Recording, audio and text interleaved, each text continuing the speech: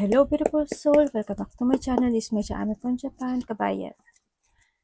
Cancer, this reading is for you. First half ng June 2026. Kung medyo mahina yung kasi gabi ko na to ginawa. Sorry, mamaya hawakan ko yung mic ha. Tingnan natin, maraming salamat sa aking mga subscriber, new subscriber, cross-watcher, at sa mga bagong pasok dyan. Welcome na welcome kayo sa bahay ni Ate Aimee. Salamat sa mga nag-like, comments, sa mga nag-hype ng aking video. Sa inyong lahat, God bless you. Sa mga nagka-personal reading, maraming salamat po. Energy reading, general reading, Cancer ha. Yan, hawakan ko na yung mic. Para din na. Kasi natutulog na yung mga anak ko. Sana hindi nababothered. Okay. Cancer. May mga change happen or may mga situation of transformation pagdating sa iba dito. May transformation na magaganap ang mangyayari sa iyo. Beautiful things happen sa iba sa inyo is may mga bagay o sitwasyon na kailangang baguhin sa sarili, sa mga bagay-bagay o sitwasyon mo sa buhay mo, sa iba sa inyo. And syempre, may mga ibon ba kayo? Baka makita ka rin ng butterfly. May mga happiness happen into your life when it comes to first half ng June 2026, yan, beautiful things happen, may saya, makakaramdam ka ng saya, sa iba sa inyo. And syempre, mag-ingat ka rin sa mga mapapride na tao or being you kasi, halimbawa, andun yung point na you show your strengths or you show your pride, ego sa harap ng ibang tao pero deep inside, maaring may mga itinatago ka o inililihim mo, pwedeng nado sa point na yan. Pero when it comes to butterfly and peacock din kasi tsaka itong happiness, andun yung point of grateful or mga gratitude happen into your life sa iba sa inyo kasi may transformation and happiness happen into your life. Sa iba sa inyo, mag-ingat ka na lang kasi why? Kasi na lumabas kasi si Cups. Ibig sabihin, andun yung point na may mga tao na makikriticize sa'yo, mga taong hindi ka gusto, or pwedeng ikaw rin ito, makikriticize ka sa sitwasyon, sa tao, o kung ano man yan sa iba sa inyo. Andito rin kasi si pride, Pwede nga din yung iba sa inyo, mataas yung pride nyo, o kaya naman may tao, because of the cup din, may tao na mataas talaga yung pride niya, Kung kumbaga ayaw ibaba, kumbaga na doon sa point na iyon. And sana hindi ikaw, may taong nagmamatyaga, Cancer sa iyo. Maingat din kayo, may mga hamster ba kayo? Or mag-ingat kayo sa mga daga, sa iba sa inyo. Yan, mag-ingat ka na lang kasi someone's working against you behind your back. Baka may mga balak sila sa iyo kasi andito rin si Cap, sa iba sa inyo. Ito hawak ko. Diba? And syempre, get back to the basics. When it comes to first half, may mga bagay ka na siguro may mga magtatapos. Yan, may mga pagtatapos, may paninimula, or merong mga resetting situation happen into your life. Sa iba naman sa'yo, this is the beginning. Or nandun yung point, may mga bagay ka na kinakailangan mong balikan, reviewin, asikasuhin, mga ganun sitwasyon. Kung ano yan, maaaring makakita rin kayo ng mga feather or may mga pag-iipon ng mga feather. Pag nakakita ka ng feather na wala namang manok o wala namang ibon sa paligid nyo or na kahit na anong wala na paghagalingan ng feather, it means sa iba kasi is your angel is beside you. Nasa tabi mo lang, And congrats kasi may exciting event it happened. Yan, may mga exciting or may mga ikaka-excite ka this first half ng June 2026. Congratulations sa iba sa inyo. Uy, may financial pinch ka. Congratulations. Mahilig ka ba sa crab? Or pwedeng iba sa inyo, mga pupunta kayo sa mga temple, sa mga ganyan-ganyan, yung may mga gonggong ng ganito. Kung saang aspeto ng buhay mo yan. And yun nga, financial peace. Andito yung point na may mga opportunity na darating sa iyo, sa iba sa inyo.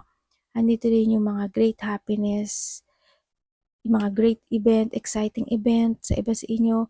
At yun nga, opportunity and then siguro mas iba sa inyo, mas gaganda na yung takbo ng trabaho niyo, ng finances niyo, 'yan. Kasi andito nasisimula ano, sa iba sa inyo. May mga blessing na darating kumbaga sa iba. And naku, may rooster ka 'no, ganyan dito. 'Yan, may mga manok ba kayo, tandang? 'Yan, mag-ingat ka na lang kasi may criticism din 'di ba kanina. Dito naman is may mga arrogant person, yung mga hambog, mayabang, akala mo kung sino. Tulad ng sabi ko kanina, mataas yung pride, mataas ang ego. And yun nga, 'wag mo hahayaan na mag-overtake sila sa'yo o kaya naman, ma-over sila ng mga panglalait sa'yo or kung ano man 'yan or kung ikaw ito 'no, medyo iwasan mo. Pagdating din kay rooster, andun yung point na magkakaroon din ng mga pag-uutos o pagtatalak o mga conflict actually doon sa iba sa inyo. Ako nakikita sa inyo 'no. Yun, ingat-ingat na lang din. Baka sana walang magwala ano. 'Di ba yung manok nagwawala 'yan.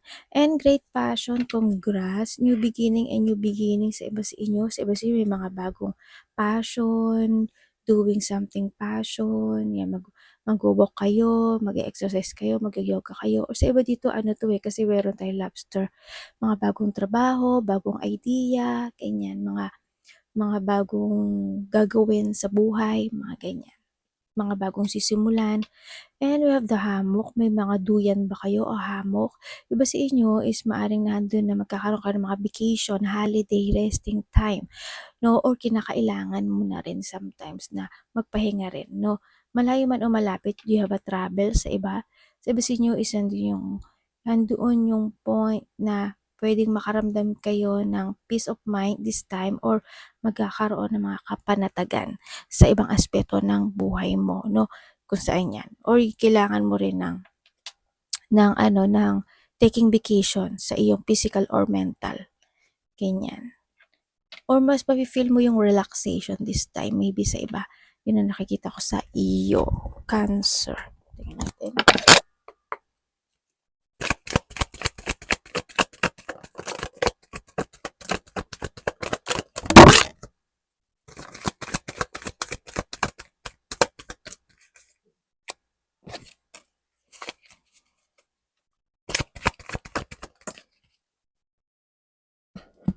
Okay. Okay, dito meron tayong sweet dreams. Yan, magkakaroon ng mga, you feeling satisfied this time. Sa nakita ko, may mga satisfaction, may mga sitwasyon na pwedeng makakaramdam ka ng katamaran, may mga me time, alone time, lazy time, mga ganyan. At mas mukhang magiging more on komportable ang pagtulog mo this time. Baka mas mahaba ang magiging tulog mo this time. Mas makaka-relax ka nga this time, ganyan, no? Sa iba sa inyo. And then also, andito rin yung point na pagbabalik na yung self-esteem.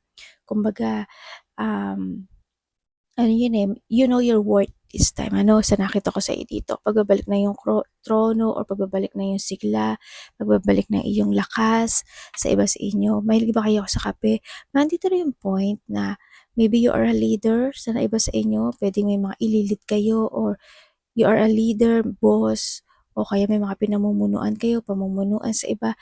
Iba sa inyo, may mga i-research kayo o may maano ka ba sa computer o kaya yung you are more on tiers of knowledge kaya may mga bagay na i-research, isisiyasat, aaralin sa iba sa inyo. And then, syempre dito yan, di ba ate? Nga, mag-ingat ka na lang ano, pagdating sa iba sa inyo kasi may mga tukso ako na nakikita sa iba sa inyo. Maraming ibig sabihin kasi ng tukso, no? Pwedeng matutukso ka ng iyong mga mata dahil gusto mo bumili ng mga ganito, ganyan, gano'n 'no, mga gano'n. O sa iba sa inyo is andun yung point kung sa relasyon 'to, ingat na lang din 'no, may mga tukso rin o may mga magfo-flirt din sa iba siguro. And then also, andito rin yung point na mag-ingat ka na lang sa mga ganyan na makikipag-communicate ano, puwedeng may tao na kakausapin ka to criticize o kaya is pipilitin ka niya sa sitwasyon, mga ganyan, o kaya may mga nervyos ka na mararamdaman kung saang aspeto ng buhay mo yan. Yun na nakikita ko sa iba sa inyo. At naku po, may protest, no? Dito yung when it comes to protest, hindi yung you need to pay attention, 'no, sa paligid mo, sa mga kakausap mo, sa mga desisyon mo, sa mga actions mo, sa movement mo, sa salita mo. Mag-ingat ka rin ano, kasi puwedeng mag-mess yung mga bagay o yung sitwasyon na iyon. Puwede rin kasi sa iba is magkakaroon talaga ng mga protest situation. Halimbawa sa trabaho mo, sa karelasyon mo, sa mga kaibigan mo, ganyan. Mga magpo-protest ka dun, magsasalita ka, magvo-voice out ka o kaya naman, yung mga reklamo sa iba gano'n. Ako nakikita sa inyo, 'yan. Kung ano man 'yan kasi di sa voice out situation din ano, yun ang nakikita ko sa iba sa inyo or puwede rin kasi na may tao na magvo-voice out pagdating sa'yo 'no, na ganito gawin mo, gano'n, ganyan, ganito o kung ano man 'yan, kung ano yung voice out na yun sa nakikita ko dito. Pero dito when it comes to a pride is nandun yung point na parang meron kang dedesisyonan this time na lalakasan mo yung loob mo. Hindi ko alam in what way, siguro sa trabaho or for being a leadership situation sa iba or yung mga decision making ka na talaga na gagawin at aaksiyunan sa iba sa inyo. And mag-ingat ka na lang din, ikaw or someone who's connected sa'yo kasi marami rin kasing tao, may mga sakit ano, o magkakaroon ka ng illness, yan, or disease, mag-ingat kayo, magmask na lang kayo hangga't maaari yan, mga ubo, sipon, lagnat, masakit yung lalamunan, yung throat, garalgal, may thyroid, basta may mga sakit ako na nakikita, medyo magiging weak ka ata ngayon, yung energy mo magiging weak sa iba or magiging weak ka sa mga bagay na nasa paligid mo, 'di ba? Puwedeng nandun sa point na yun o mga decision making, medyo magiging fragile kayo or magiging, um, o kailangan niyo talagang mag-ingat or kailangan niyong alagaan din yung sarili niyo 'no, pagdating dito sa sitwasyon na 'to. Kasi lalo na ngayon 'di ba, pagka may mga umuulan, init, ulan, 'yan medyo magiging sensitive talaga yung katawan niyo 'no. Kaya ingatan niyo rin yung sarili niyo sa nakikita ko dito, 'yan. Pagdating dito sa endorsement, nandun din yung point of tukso 'no. Ay, sinabi ko na pala yun. Oh, 'di ba? Congrats, may good news. Maaaring makaka-receive ka ng good news, in what way, kung kanino at saan, kung kailan, paano, 'yan. But still, andun yung good news na nakikita ko sa iyo. Andun rin yung mga surprise din ako na nakikita. Also, there's a miracle happen into your life ano. Ibig sabihin may himalang magaganap o mangyayari sa iyo. Magkakaroon ng mga encouragement situation in some aspect of your life or puwede rin naman na may mag-e-encourage sa'yo or ma-e-encourage ka ng sitwasyon, puwedeng nando'n sa point na yun kasi nandito na din si Tulip, andito si Kill, si Go, tsaka si Lobster ano, andito pa si Hammock, 'di ba? Ang nakikita ko sa iyo dito. Kaya congratulations kung ano man yung good news na yan or puwede rin kasi ikaw yung magbibigay ng good news 'no, sa iba sa inyo. Tingnan natin, baba lang natin. Ano ba yan? Cancer, kaya ng tatlo.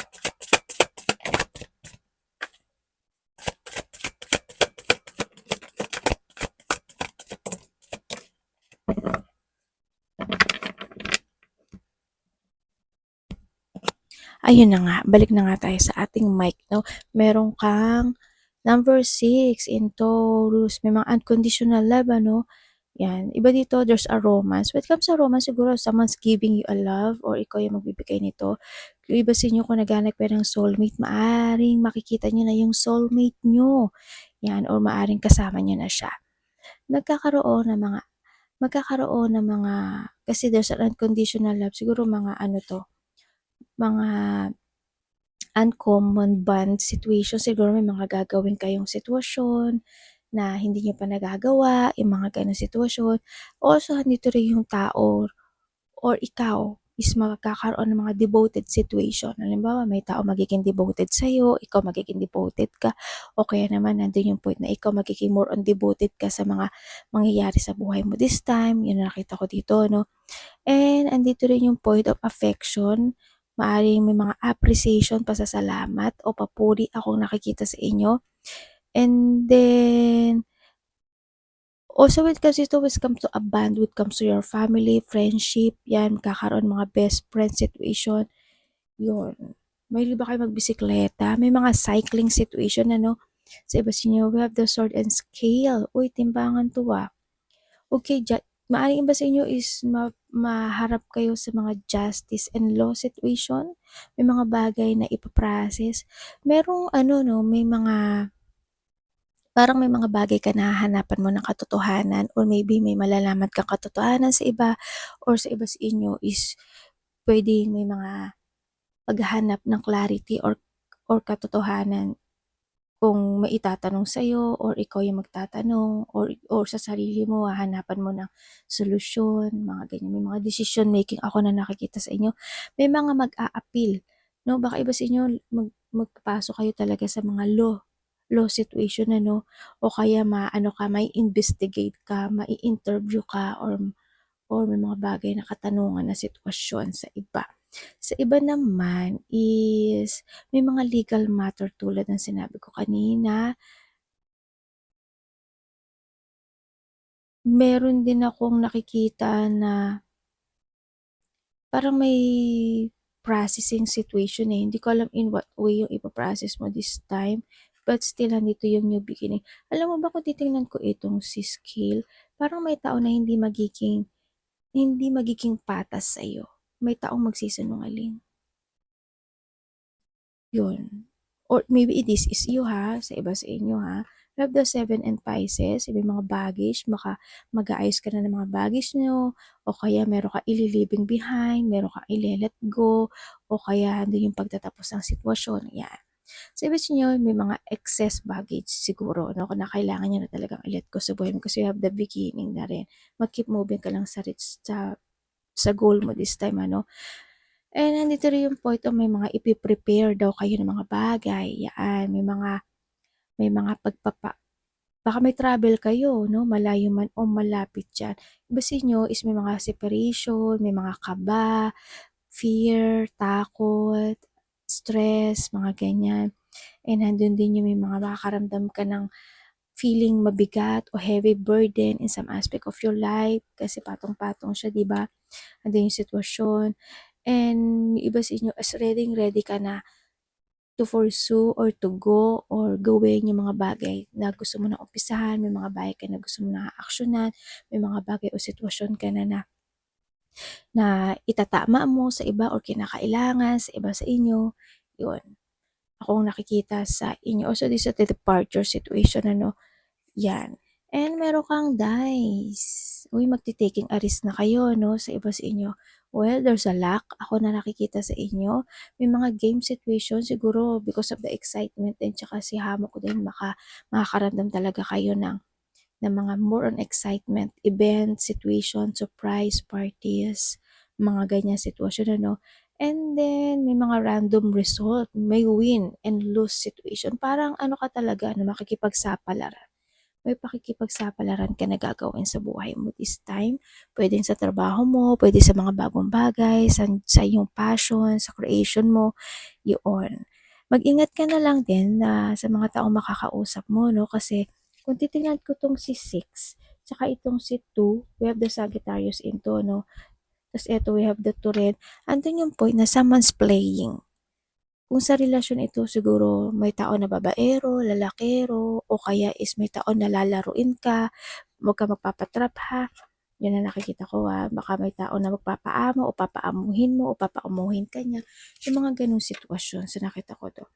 And then, nandito rin yung point na meron ka mga inaasam-asam talaga na sitwasyon. Kumbaga na andun yung parang may natidinig ako. Andun yung paniniwala mo na makakamit mo yung isang bagay o sitwasyon. Yes, makakamit mo siya, no? Cancer kasi why? Meron kang lobster, meron kang gong, meron kang tulip, at saka meron kang kill, no? At meron kang 6. Yes, makakamit mo yung mga bagay o sitwasyon mo sa buhay mo.